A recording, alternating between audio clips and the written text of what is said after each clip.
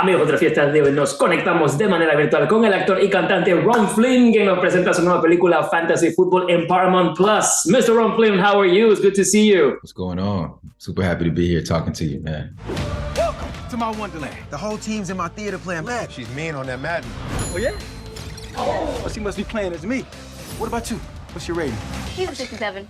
That's tough. I love a movie that I can like connect or like it brings me memories from back in the day. And it's funny because in fantasy football, you know, the whole situation where Bobby feels like, you know, he's being like left out because he's older or whatever. And they got the younger guy that's like the new star. When I first started in a local channel, I was like 24 years old. And I feel like one of the anchors felt that way about me. And it was literally like the same situation. It's so funny because it happens, you know, like sometimes you feel like your time is up and you let the younger one taking over. Yeah. What can you tell me about this film? That's like the evolution of like how things work in general. You know, it's like kind of out with the old and with the new kind of philosophy.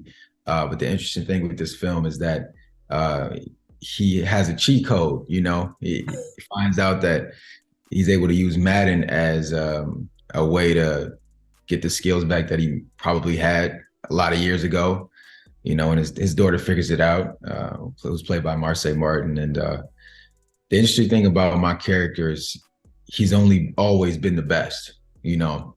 So it's a fun transition of him never worrying about his position being in jeopardy. And then all of a sudden it is.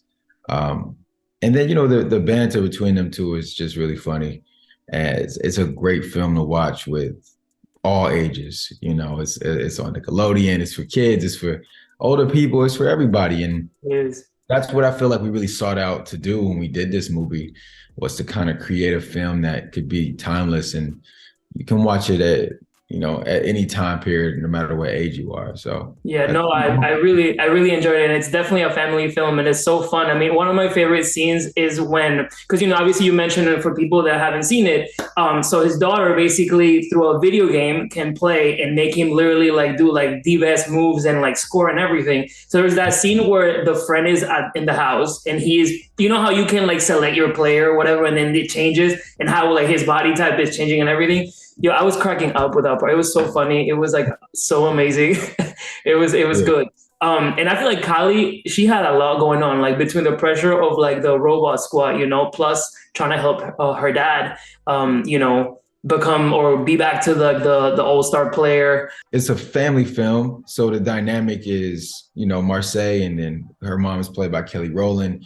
And, you know, then you have the dad who kind of brings it all together. And, I think a lot of times we see this kind of film where maybe it's a boy playing that role.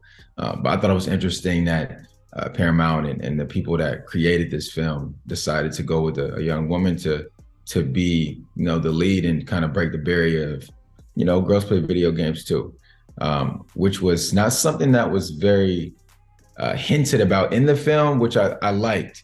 Because I love that it was nuanced, that, yeah, you know, girls do play video games, but let's not make that the story. You know, let's make the story everything else that's happening around that. Yeah, I mean, that scene in particular was hilarious just because it took so long to film.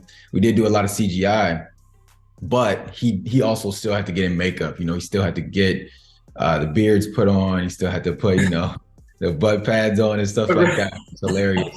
But the whole time, you know, he's behind the counter and, you know, on the other end, the guy that's with Marseille is changing his appearance, and you know, my character doesn't know what's going on.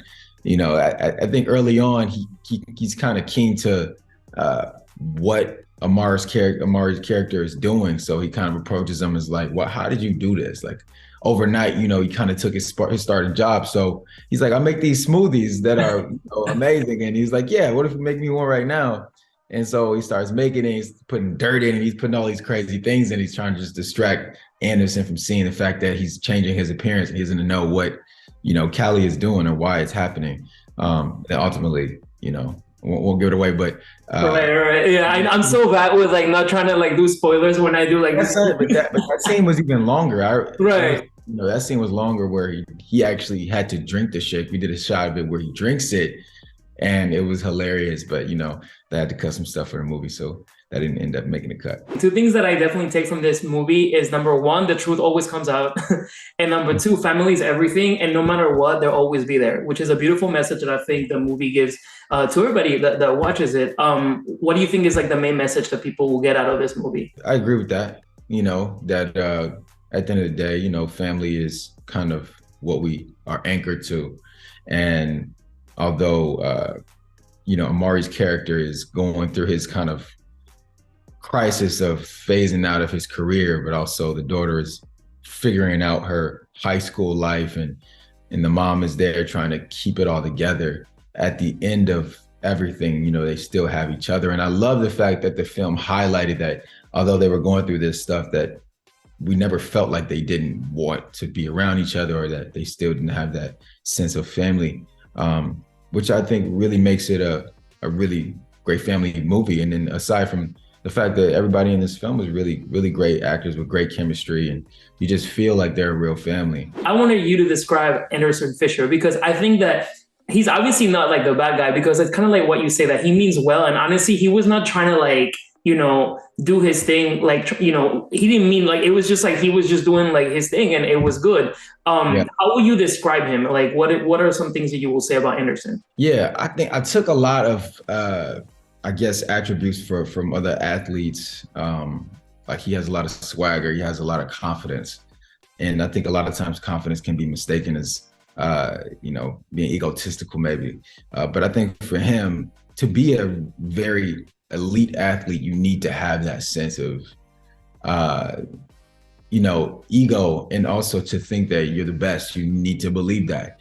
And it was a very humbling experience for him. So I would really describe him as a guy who is just known to be the best, and all of a sudden kind of have the rug taken from up under him, which is hilarious because his perspective on life is just, everything's great, everything's amazing. Right. And it's interesting that depending on the person that's on the receiving end of that, how they take that. Because as you see Amari's character, it's not like he, you know, intentionally wanted to make him feel inferior. I think his lens on life, and I think that's just how life is. Like, you ever been around a person that's just extremely happy, and you're going through something, you're like, why are you so happy?